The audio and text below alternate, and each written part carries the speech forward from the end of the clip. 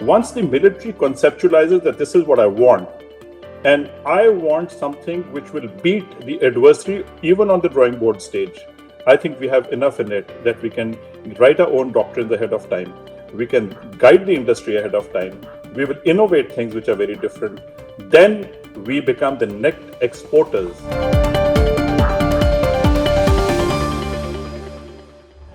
Hello everyone, you're with Business Insider. I'm Sriram Iyer and you're tuned into our special series, Budget Insider. Today we have with us Lieutenant General P.J. S. Pannu, the former Deputy Chief of the Integrated Defence Staff, which is an entity within the Armed Forces, which has members from all three services, the Army, the Navy and the Air Force, and tries to create synergies between them. He has served in sensitive areas like Ladakh and Tawang in Arunachal Pradesh, where China continues to breathe fire. And along with him, we have Samir Patil, who's a fellow at Gateway House, a think tank where he works on international security studies program. Prior to this, he was the assistant director at the National Security Council Secretariat in the Prime Minister's office. So we're going to discuss some really cool stuff like war and weapons, and cool and scary at the same time. Nobody should wish for one. But today we're not discussing just that. We're discussing who makes our weapons and how well they do it. Who should we buy from, who we shouldn't buy from, and is there really scope to spend even more on defense than we already do in a year when we are facing some serious cash crunch like never before? So how is Finance Minister Nirmala Sitharaman going to prioritize what she needs to do? So let me start with you, General Pannu, and let's address the one question that every layman in this country wants to be answered in the last few months. And that is, how likely is a war and how prepared are we? And before we get to how much more we need to do, I guess that sets the tone for what the budget is likely to be. Thank you, Sri Ram. I'm very happy to be, talking at your forum of Business Insider. You have asked a question which is an often asked question, but not always answered, and not always answered straight. It is a complex answer. Why it is complex is because defense is a business. A lot of stuff of the defense lies in the realm of national security and secrecy. And as a result, you cannot openly talk about certain things which the enemy would want to know or your adversaries would want to know. Having said that, no nation can be prepared for war till the time you invest in it. And no nation would avoid a war unless you prepare for war. If you do not prepare for war, it is more likely, and it is highly likely, that you will have to fight one. A weaker neighbor, a weaker adversary is always attacked, always embarrassed. And if you feel that there is something that can defend you, it is the preparedness of your defense forces and armed forces. You see, when you call the defense forces, basically, you want to make sure that you defend your borders well. But today, the realm of defense is not only defending the borders, it is defending the country from many ways that it can be attacked. Today, adversaries is empowered, and I usually somewhere else, and I spoke about the reverse front. You don't have to first come through the borders to attack. You can actually use means to come into certain critical areas because of technology, and we would not know for very long till the time we feel that a system is becoming weaker, and we will realize why we are getting weaker, because the adversary would have done certain things in a manner that it would weaken our economy, it will weaken our institutions, it will weaken our belief systems in our own selves. As a result, defense of borders will remain only one part of the defense. The largest strength of the country will come from how strong as families and how strong individuals we are, and how spirited we are to be prepared to take on the defense of a system. Because sitting on the internet, if you look at the programs and you see the information warfare, psychological warfare, if the minds are targeted of individuals, then you have targeted everything, because the individuals are the ones who contribute to the nation. If you start creating panic, if you start creating a sense of insecurity, people will not go to work, people will not allow the children to go to school. There will be few attacks here and there, and there will be some information which will create mayhem in the minds of people. People will stick to their own communities. People will stick to their own homes. People will not make investment. And in Business Insider, you would know, not, I mean, alone you, but anybody who makes a good investment wants to know what is the investment climate in a country. The first and foremost thing is this country secure enough to make our investment? Are investments going to be secure? Should I sink some, assets into that country so that I have a constant confidence that if I put my assets there and put everything that I have earned there, will in long term give me dividends which will benefit. The moment a country starts giving a semblance of insecurity and lack of confidence, investment runs out of it. I take your point, General Pannu. The fact is that whether the fight is not just at the borders, it's at the mind level, it's on your computer, it's on your mobile device, it's on 5G, it's in space, it's everywhere. I don't know if there is a one-word answer to it. What I'm trying to say is, are you feeling confident? Because you spoke about it. What is the level of confidence that you see in the system, and particularly when it comes to the likelihood of a conflict with China? Samir, since you indicated that I should use one word for it, it is hybrid war. Okay. Hybrid war covers all this. And hybrid war is not static. Hybrid war definition changes because it means everything, whichever way, anyhow, to cause damage. Anything which causes damage to a nation will be used in hybrid war. Whether it is attacking the soldiers in front or breaking your codes and going into your critical infrastructure and stealing the information or altering the information that you have. Everybody understands what is Stuxnet. A country got, completely decimated in power by altering the programs which could have produced atomic bomb. If that is the kind of attack you can do, it is the reverse front, because you attack somebody inside and from outside the country feels very miserable. Similarly, a drone attacking a general in a third country, attacking an individual. Now, if you're going to pick up leaders like this, and if leaders are insecure, you think those who would follow that leader would have any confidence in themselves that my leader can be attacked? Well, I am nobody to be attacked. I mean, to feel secure from any which way. So as a result, you must look at the critical infrastructures. And, cutting the long argument short, for example, the space and the cyber domain and how our banking systems, how our financial systems, and how our critical infrastructure is all based on a mix of cyber and space. You are dependent on satellites, you have a GPS, or you have your own systems, which you're investing in, NAVIC, for example. The Chinese Baidu system is coming up, and then you have GLONASS, and you have, of course, many GPSs or PNT systems which are there. If you're going to depend on taking you to a right route, even in an aircraft, and you find that you're actually landing up somewhere else, and you are made to believe that you are actually landing in a place of your choice, but you're actually being made to land somewhere else. And once it happens, you will never be able to get into an aircraft to say, I do not trust any of these gadgets. You will have to go back to your original skill, how scary it is. Similarly, one fine day you find that your banking systems, which are on the deep web, there is somebody which has actually come in from a dark web and altered your statements. And you say, listen, I had so many lakhs or so many crores in my bank, but well, the statements are not reading the same. And the bank tells you, okay, sir, we will investigate. And you say, no, but I want it as of yesterday because, I have a running business. I have so many payments to be made and so many payments were coming. And some people are saying that so many payments came, but there is nothing there in the bank. Even if he tells you that give me 5 days or 10 days, you will just collapse. And you will, even if the system comes back, you will say, please give me all my money. I don't know what you will do with it, but you will actually want to keep it somewhere else and you won't know where to keep it still. Definitely. So these are the kind of things. These are the kind of things. Yeah. Those who are watching this, I'm sure there are people on Twitter who will instantly jump and will want to call us, warmongers or fear-mongering or all sorts of things.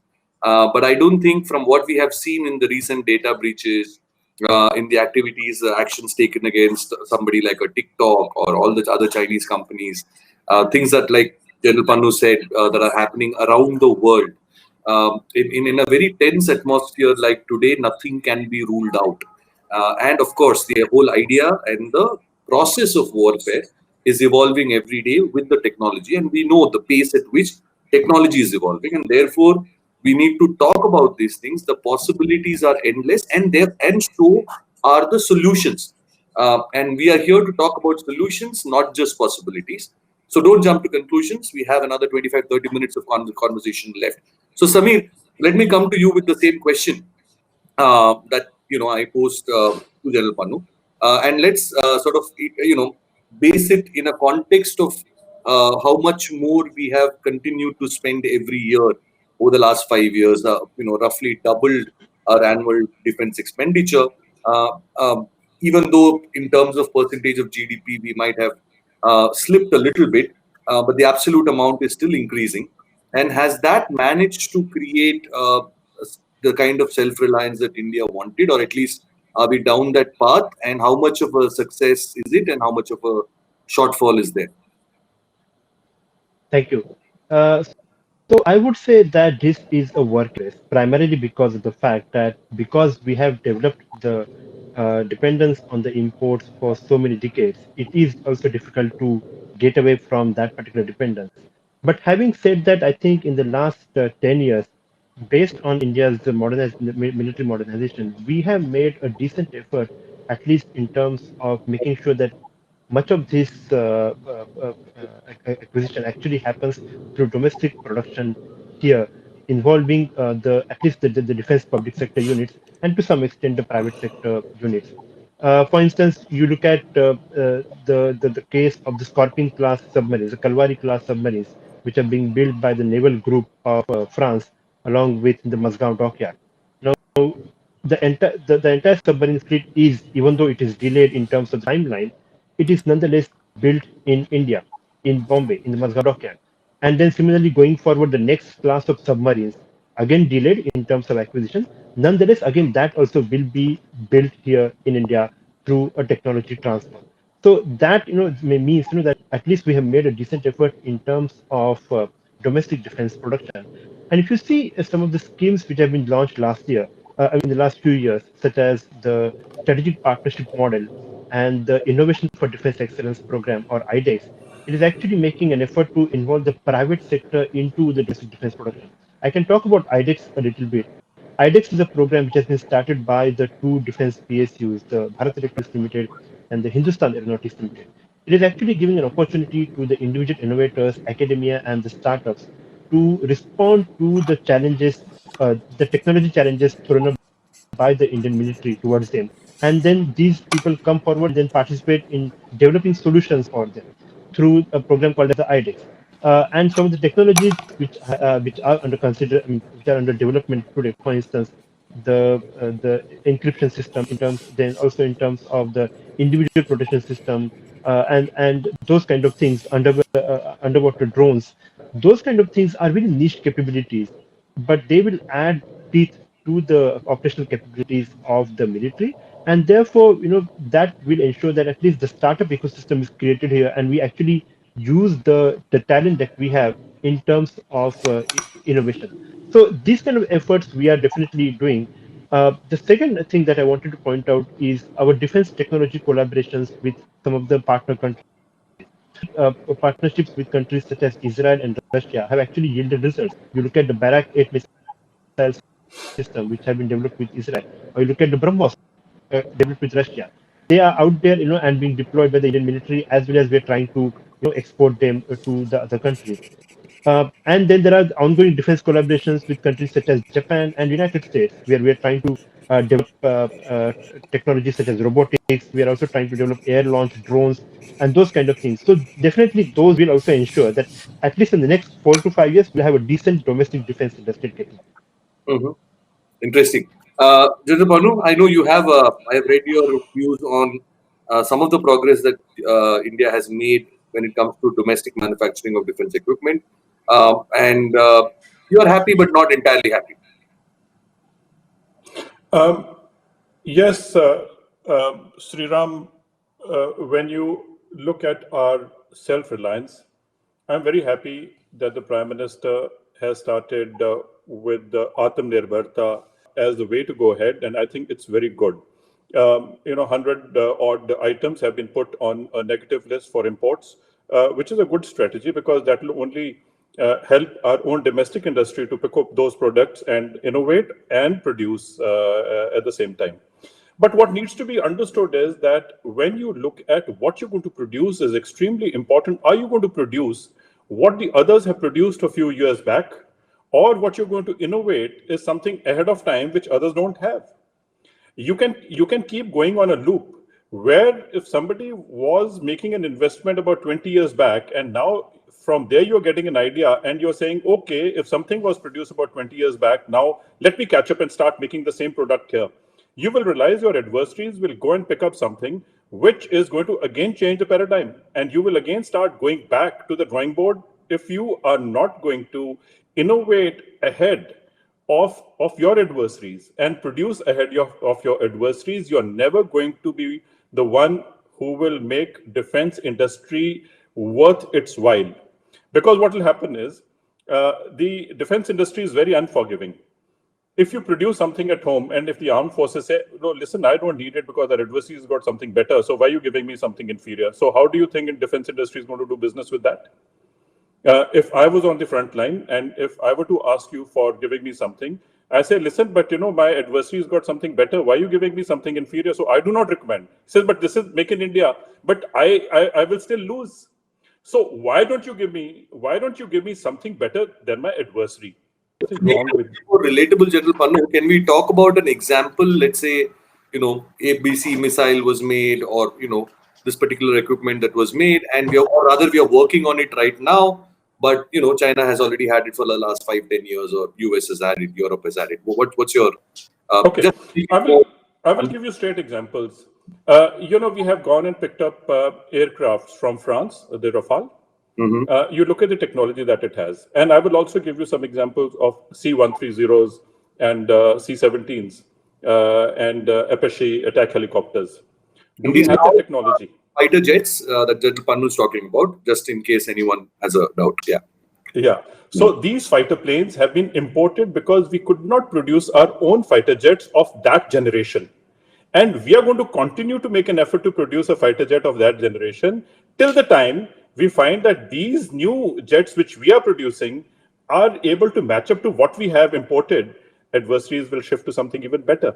Now, why did we not depend on the HAL product to fight our own battles till date? And what is there which the HAL is going to be producing in next 20 years, which the adversaries are working on? For example, we've gone and signed Comcasa. It is a ComSec equipment. I mean, sorry, sometimes I threw in a lot of jargon. Communication. Normally, I don't. Yeah, that's okay. I'm there. I will back up when I can. It's something to protect communications and keep them secure, so that nobody can tap into it and hear the secrets that the military armed forces are sharing amongst themselves. Yes. So we purchased certain hardware which was on digital platforms, such as your C-130s or your Apaches, or certain more flying machines, as I loosely would call it, from the United States. So they said, okay, we will secure you and we will give you communication equipment, but we will give you certain codes only if you make certain payment. Now you can only speak to that equipment. Now they will be compatible. Now you can speak to the equipment and the guns will automatically fire where the aircraft is looking at and all that. It's like they're making our government, Apple, making us take upgrades. The government. Okay, now we went and got Rafale. Now, will Rafale speak to the American equipment? Will the same Comcasa and the ComSec equipment work the same way? I don't know if I have an answer, but as I understand, no. Now, will you go to the French government to say, listen, can you please make it compatible with the American equipment? And then, of course, then you say, I have Su-30. Su-30 is Russian. Now, I want Russian and the American equipment to talk to one another. We will continue to go around in circles, and therefore, I come out with military 4.5. Military 4.5 looks complicated because there's a figure of 4.5, because anywhere you put something jargon like this, it is very simple. Today, our international industry is known as Industry 4.0, which is nothing but information age. Everything is going digital from analog. Everything is becoming smarter. What I'm saying is that our military must start writing doctrines and concepts which lead us to take us half a notch ahead of 4.0. And therefore, our industry has to start targeting certain platforms which our military will tell them how I want to fight my wars in 2050 or if 2035 or whatever you say, 2040, whatever is foreseeable. Well, that is something that we can settle what is foreseeable. Once the military conceptualizes that this is what I want, and I want something which will beat the adversary even on the drawing board stage, I think we have enough in it that we can write our own doctrines ahead of time. We can guide the industry ahead of time. We will innovate things which are very different. Then we become the net exporters in the military hardware, and others will sign Comcasa, and we will say, look, you have to buy this equipment from us, and you will also have to sign an agreement. We can listen in what you're doing, but you whatever equipment you buy from us has to be all from us. Okay. But the moment you sign an agreement of data privacy with somebody else, at least your data is not private. I'm very convinced about it. And more you import from outside, or more and more you replicate. Even in strategic partnership, when you're replicating, still the soul is not yours. I want indigenous industry to have the indigenous soul in it, because then you own it. So then you export your stuff. Samir has been waiting by very patiently, but I can't stop myself but ask, what is if let us assume this military 4.5 doctrine, and for the sake of simplicity for our viewers, it's essentially industrialization of defense manufacturing, digitalization of it, and trying to think ahead of the time, and trying to come up with modern equipment on our own, and sort of defense leading the industrial manufacturing revolution in India. That's the idea, right? To put it very simply. Yes.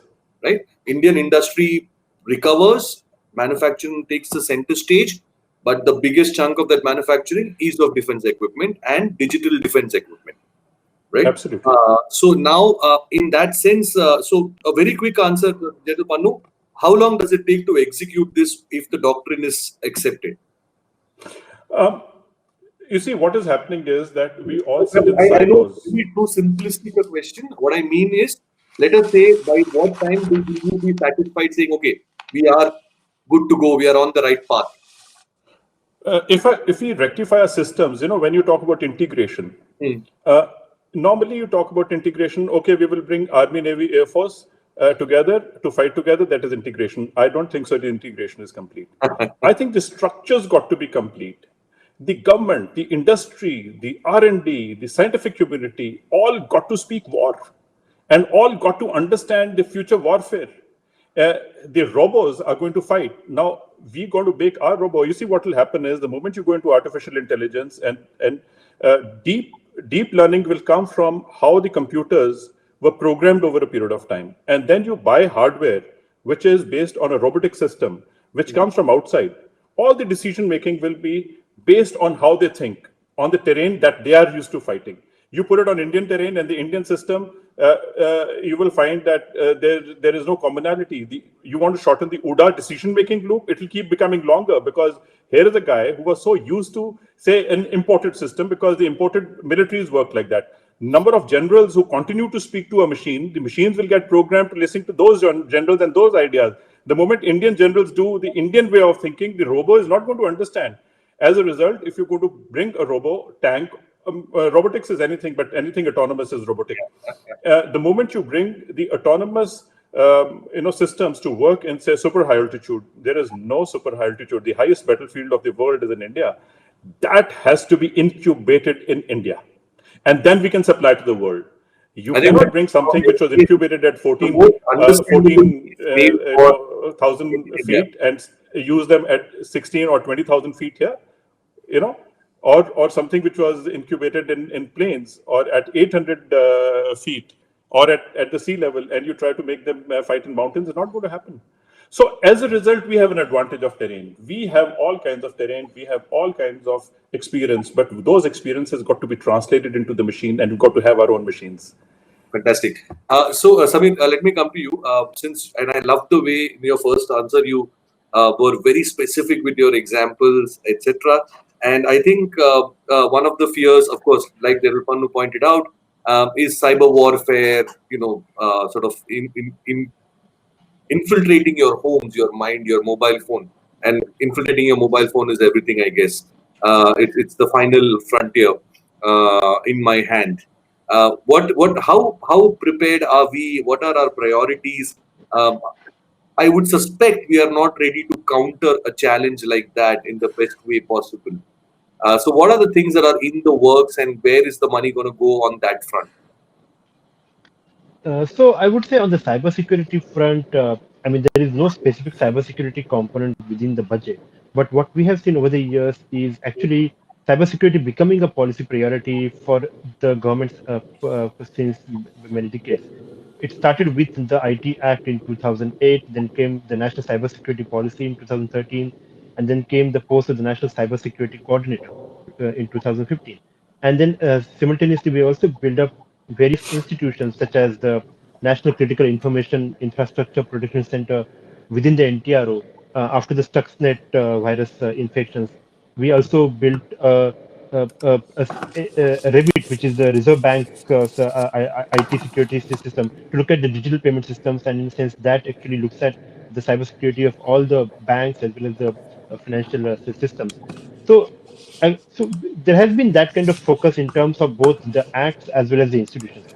The major challenge, and which I think Lieutenant is, I would say, is more, Lieutenant Pannu is more, I would say, prepared to answer, is actually there is a lot of resistance within the agencies to break down the silos. What we need actually to look at the cybersecurity issues is a whole of government approach. That there is one lead agency which tries to bring together the scientists, the technical agencies, the law enforcement agencies, the judicial agencies, as well as the intelligence and the security agencies, and then take a holistic view of what are the threats which are there for India, and then take measures to tackle them. But we have not seen that kind of effort. In fact, the National Cybersecurity Coordinator, who reports to the National Security Advisor, is actually, was supposed to do all that, but he has faced resistance from all the agencies. And those kind of turmoil patterns are, I would say, are not just unique to the cybersecurity front. They're actually the bane of the entire national security decision making. But yes, we are there. In sense, we are. It's I always look at it as, rather than being a glass half empty or half full, I would say it's a work in progress. Yes, cybersecurity threats are evolving, and if you look at, for instance, the computer emergency response team, and if you look at their advisories, they do come up every time and again with the new set of advisory warning the users about the malware and all that. One big problem here is actually the cyber hygiene. Because India is such a huge market of the users, these are the users who are the first generation internet users. So these people really don't know what to do and what not to do on the internet. So they end up becoming the victims of these phishing attacks, the frauds, and those kind of things. And they actually constitute the weakest chain in the cybersecurity this thing, because because the kind of frauds that occur because of the lack of cyber hygiene actually enable the organized cyber criminal gangs as well as the state actors to expand their penetration of the Indian computer systems. What is the solution in this? What do you think that the government, the budget can do in terms of expediting these steps in towards cybersecurity? Because a lot of this is, everyday things, right? So I would say becoming and those kind of things. But institutionally speaking, what is the finance minister's role or the defense minister's role? So I would say one thing that should definitely be done is actually we have to do a lot in terms of making the users aware about the cybersecurity, because that constitutes the biggest lacuna. We should try to address that.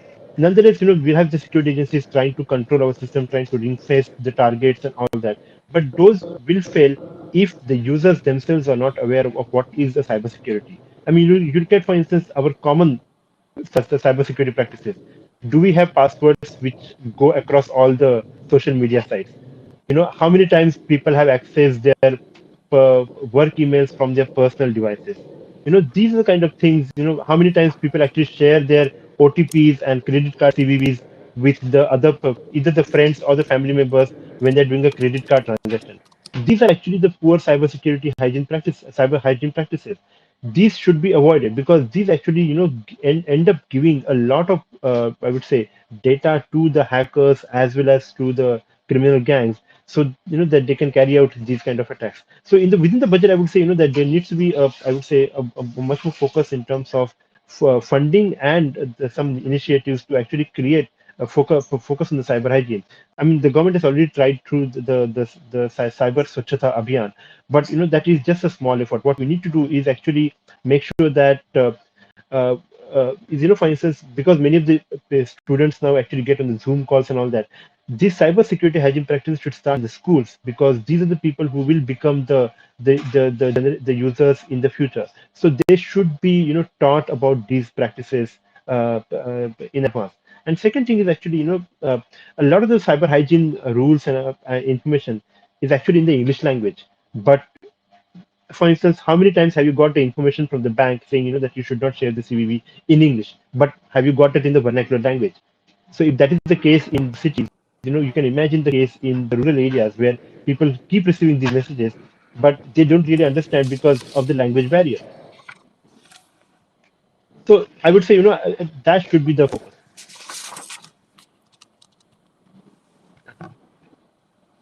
I'm thinking like a very average person here, and all of this sounds like um, doesn't sound very defense like. Let me put it that way, right?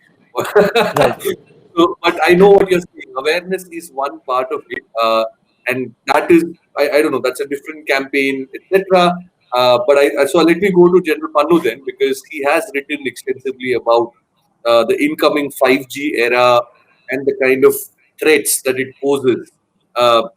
From a cybersecurity point of view, as well as the kind of technology that can be developed for ground warfare as well. So General Panu, how prepared are we? And I guess this is one area where India has a natural expertise, right? We are working on a lot of technology, a lot of other spaces. Maybe this 5G is a good entry point for Military 4.5. Yes, Sriram, 5G needs to be understood as a larger way. You see, when you're running a system, systems are going to consume and be run on huge amount of data. And that data flow cannot be handled if you do not have 5G and upwards. All the IoT systems in the civilian parlance, Internet of Things, or I say IoET, Internet of Everything. Internet, I'll just give you part imaginary, because future you have to imagine and then you can innovate.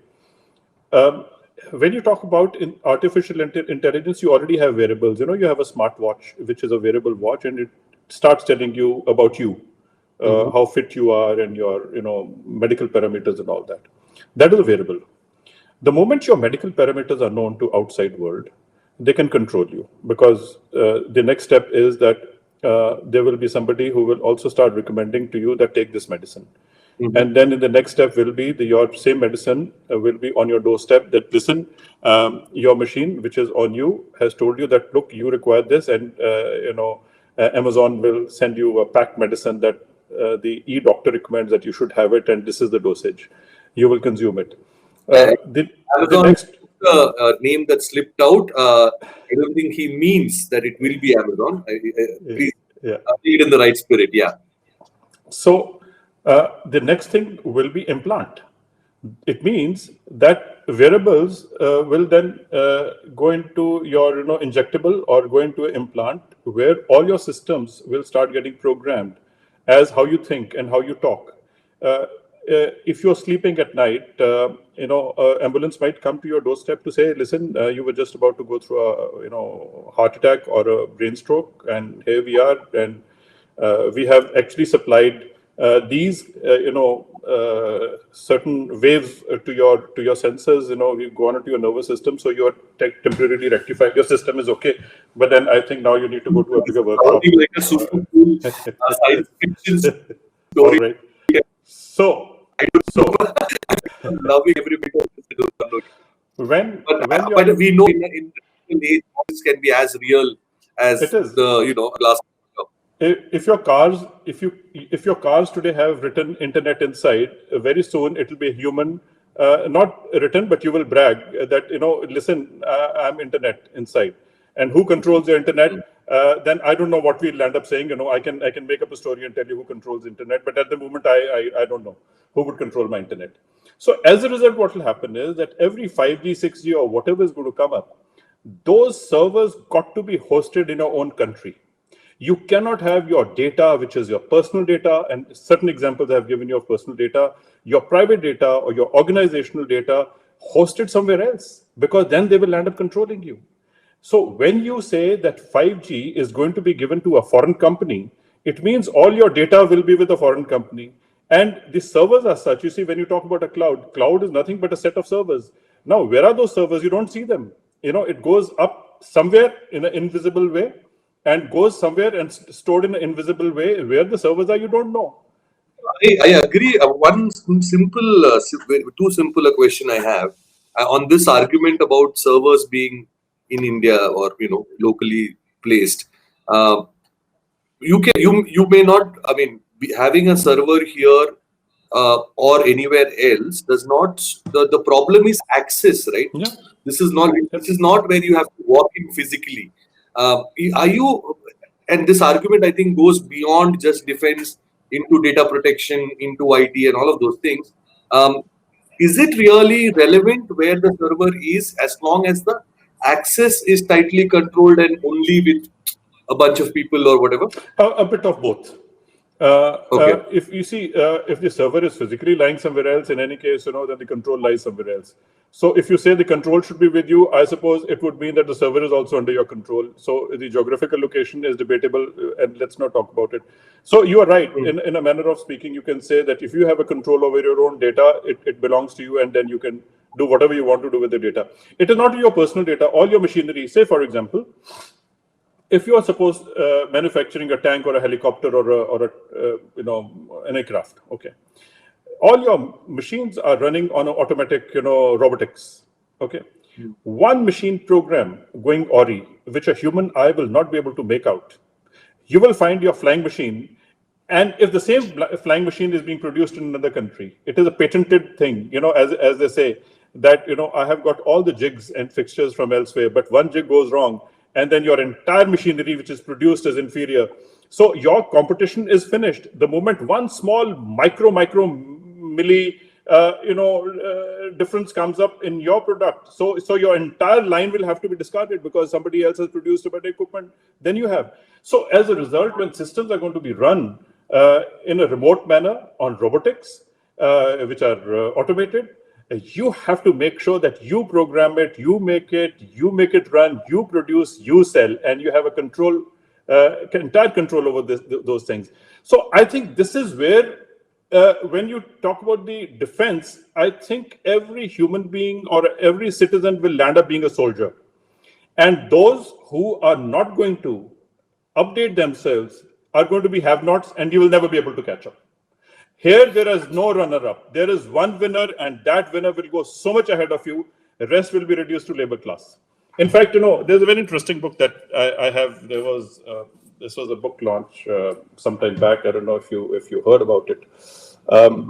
This has been launched only this year, this month, on 11th. And Rajiv Malhotra is the one. I was on his program on the book launch, and I spoke on it. He fears that if we do not wake up as India, we might become a digital colony. If you become a digital colony, then your job is only to serve somebody else, because you will be told what to do and you will continue to do it. There is no runners up. You have to win this race. There is no option but to win this race, because otherwise you will lose it. And I think, and just to sort of, the winning the race is essentially in this case being at par with everyone, right? It's not I win and you lose. If I am behind, even one step behind you, then I lose. But the idea is that be at par with all the major powers, so you are not likely to be bullied. And that is different. I think the point that you're trying to make is that the impact of being a step behind is far greater in an era where you're not fighting just tanks and guns. A good way of putting it across, also, yes. Right? Yeah. So, Samir, then what is the cost of all this? And when, first of all, are you in agreement with this? And are you, do you want to sober down this conversation a little bit by saying, okay, all of this is 30 years away. Let's not, stoke fear. I don't know. I mean, you have the right to your opinions. I want to give you that right. The thing is, I want to be sober, but the technology is such that that you really cannot predict beyond 5 years. You can say that the threat vectors are evolving, but I mean, for instance, 5 years ago, did you foresee this pandemic happening? No, right? So can you predict the future 5 years after? No, but at least what we can be is can be better prepared. And I think in that sense, therefore I don't want to. I mean, first of all, sober down what General Pannu said. Yes, but we can be better be prepared. And therefore, I think what General Pannu said at the beginning of our conversation, that we need that what is space security and what is defense. Actually, you need to take a and you need to take a very comprehensive view of the national security, because it is not just about the military security. It is cyber security. It is human security. It is information warfare. It is technology. It is the health and all these issues. And hopefully, because now we are just emerging from the shadow of the pandemic, maybe 1 year down the line we'll have, I would say, maybe enhanced resources to actually think about these issues and then I would say put the money where our mouth is in terms of preparing for the future. So in the context of the modernization program that is already underway, that as a context, then the amount of money that we already spend every year on defense, a big chunk of which that goes into just salaries and pension, and how much more is needed.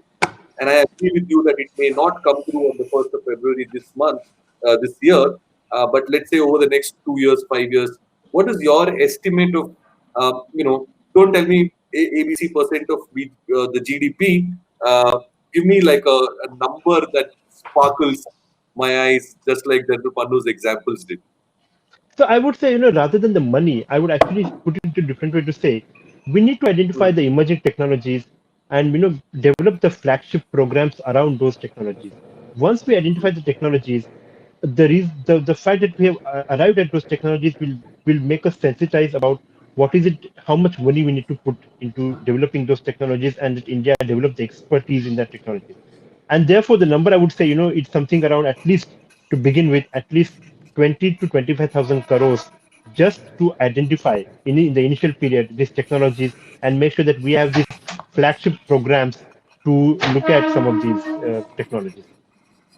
25,000 crores just to know what we do, what we should do, what to do it. In addition to, so first of all, identify the technology, and secondly, also in terms of identifying the right partners,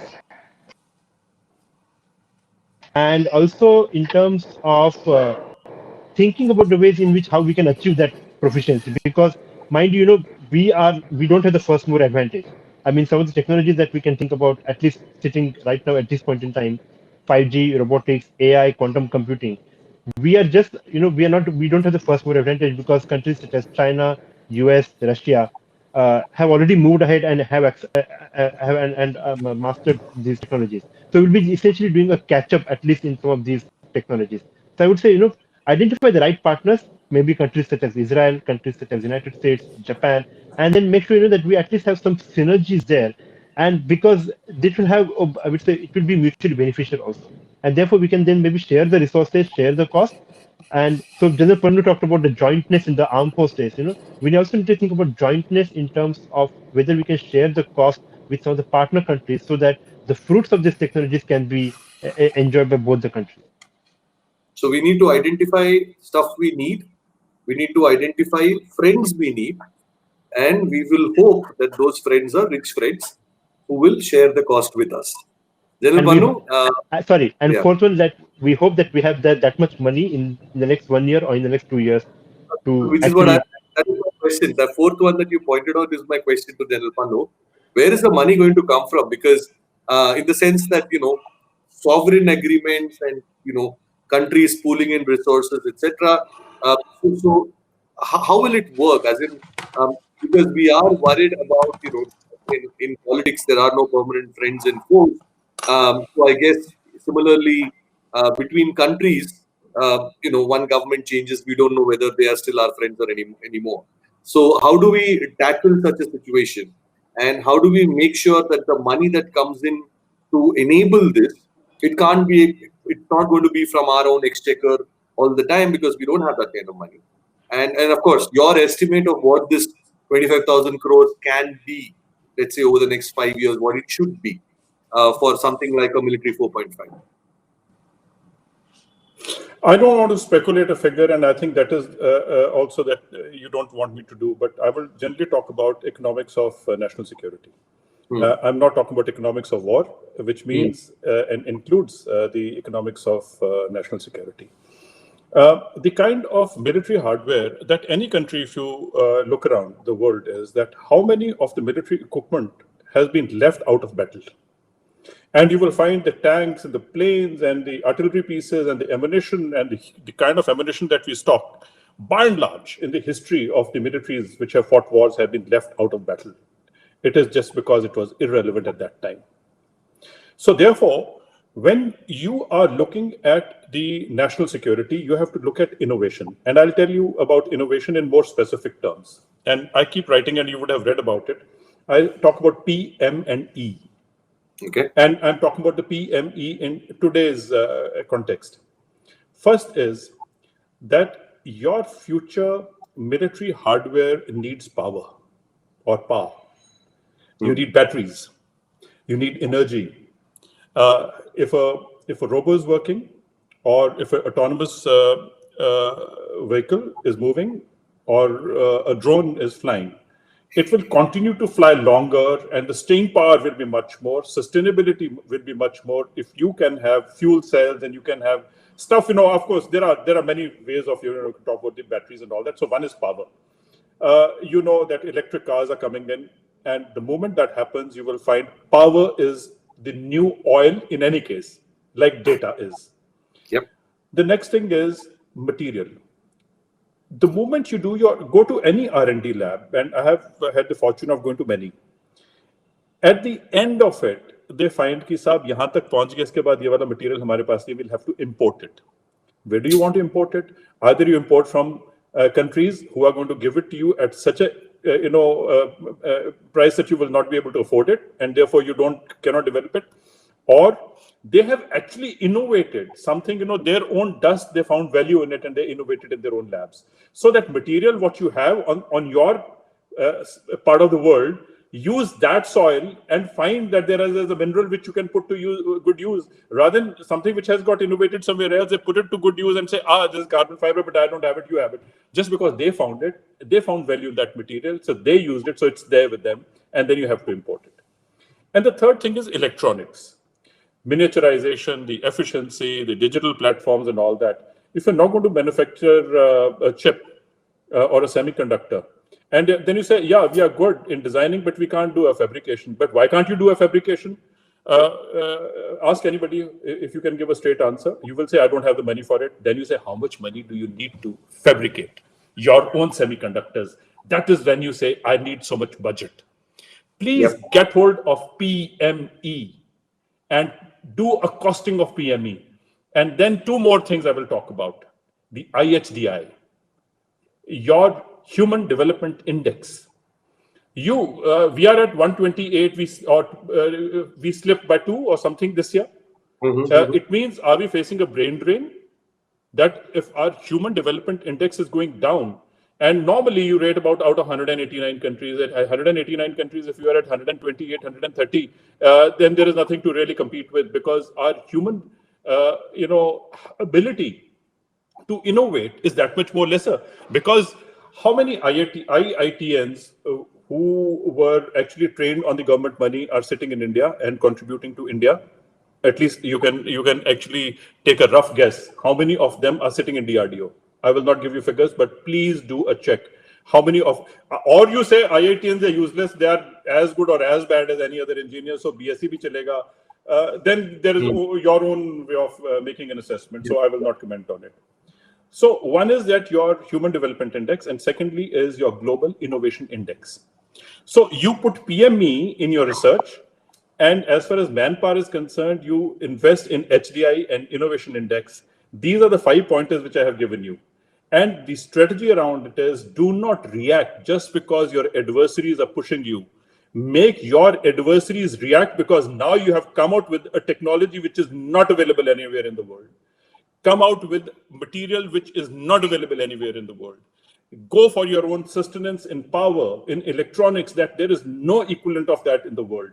It is very easy. I have given you tangibles to invest in. And once the industry and military come to know that how PME and how the innovation and the HDI are going to be brought together, be selective about it, that who you're using. Do not allow a brain drain to happen.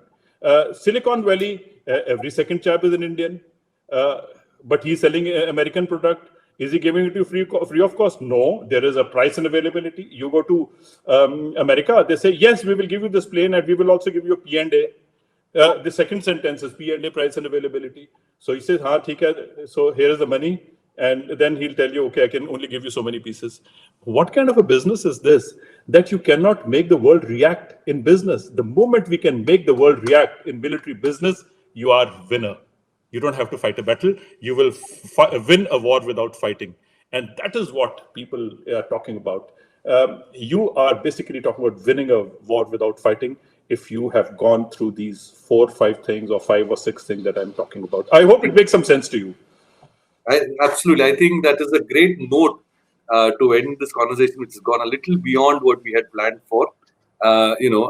Any war that doesn't happen is a good one. So let's hope for that. And of course, I think to summarize this hour-long discussion that we've had, I would like to say just one line. Essentially, the future of defense investment is not just restricted to the defense sector. I think building a broader capability across sectors, from electricity and power generation to data security, and having data centers and capability across the spectrum. And so essentially what we are saying is, if your industry is strong and capable and innovative and is looking towards the future, it's as good as having another army.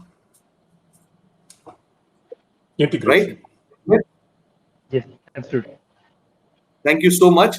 And so today we have spoken the broader spectrum of things. I hope on the 1st of February, both of you gentlemen will be with us to understand how much of this vision has replicated itself onto the budget document. And we can, do take a few minutes. I wouldn't, ask you for a lot, but be with us for a few minutes on February 1st and tell our viewers if the budget is thinking in the same way as you have sought it to. So thank you so much, and thank you everyone who is watching this today. Do stay tuned to Business Insider, because a lot of these conversations will be spun out into smaller, shorter videos that you can consume and make sense and repeat and watch and read up on it, and do that because the first step of information warfare, defending it, is being informed ourselves. So, consume the right content. Be with Business Insider. This is Sri Rama here.